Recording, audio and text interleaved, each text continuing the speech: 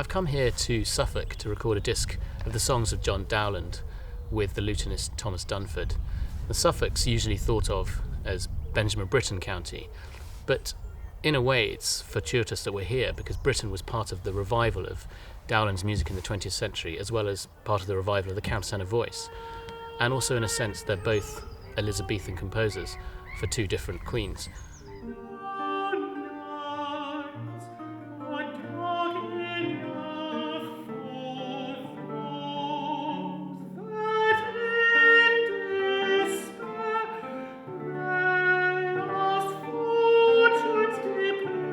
Flow My Tears sums up everything that is great about Dowland. The melancholic vein throughout all his music is something which really appeals to me. And in this disc I wanted to explore that angle.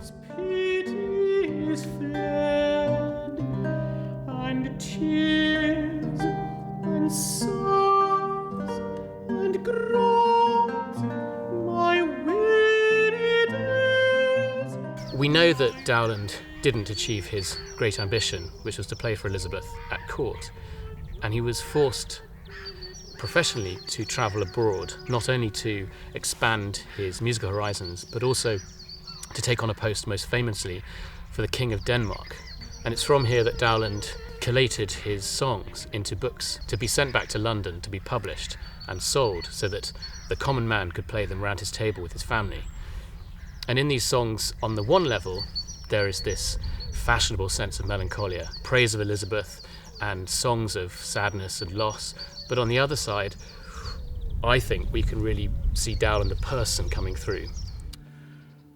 From the highest spire of contentment, my fortune is thrown. And certainly Dowland is an example of somebody who I think is working through his own melancholy, and not necessarily successfully. He seems to dwell on the loss, and the loss can be a death. It can also be loss of fruition from an ambition that he didn't achieve.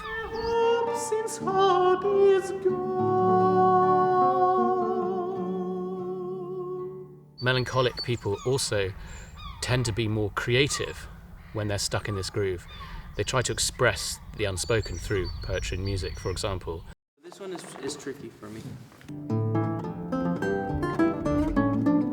You see this kind of... Yeah, but I'm not going to push you. Take as much I show you.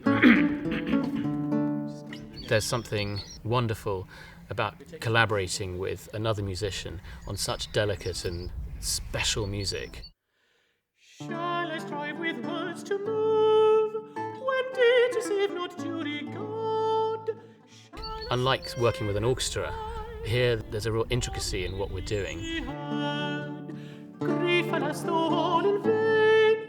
And it takes time to build those kind of relationships. And Tom Dunford, I've discovered a great partner here. Every single piece by Dowland is completely different.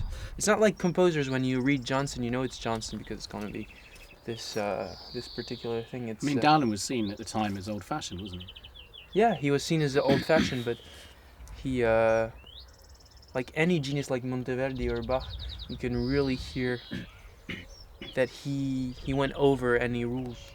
So it means that one piece could be about this and in one particular style, and then another piece is completely different, but you still feel the same genius wrote it. Can she excuse my wrongs with virtue's cloak? Shall I call her good when she proves unkind? Are those clear fires which vanish into smoke? Must I praise the leaves where no fruit I find? When you look at his pieces, it's such refined lute playing, even more so than other composers, that you understand when he wrote the songs in the beginning, he wrote in his own genre, which was to have every single voice of the lute as a great singing part. It's fine just doing it like that. But basically, the lute and the voice they're the same thing.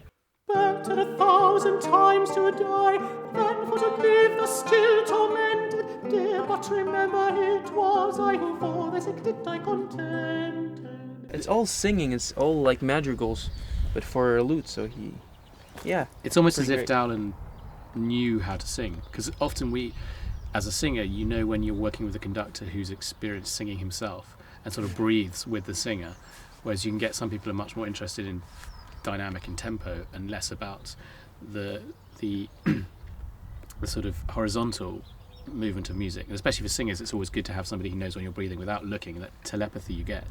And I get that sense with Dowland, which is perhaps why people think he was a sort of singer-songwriter, that he seems to sing with his lute, and he must have understood that to write that kind of music. Better 1,000 times to die than for to leave a state of end. Did but remember it was I who for the sick did die contented. Dowland's music is around 450 years old now, and for me what I find very rewarding about singing this music and approaching this disc in particular is that it doesn't feel like music where there are as many rules as, say, singing Handel or Bach. Hark, you shadows that in darkness dwell. It's almost as if in some of the songs there are no bar lines and you're free to just interpret the intention of the poetry.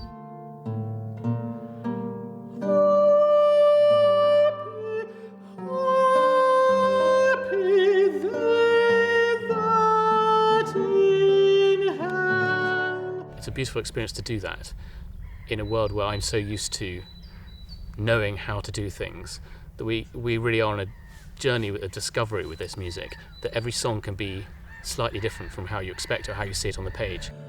Fear not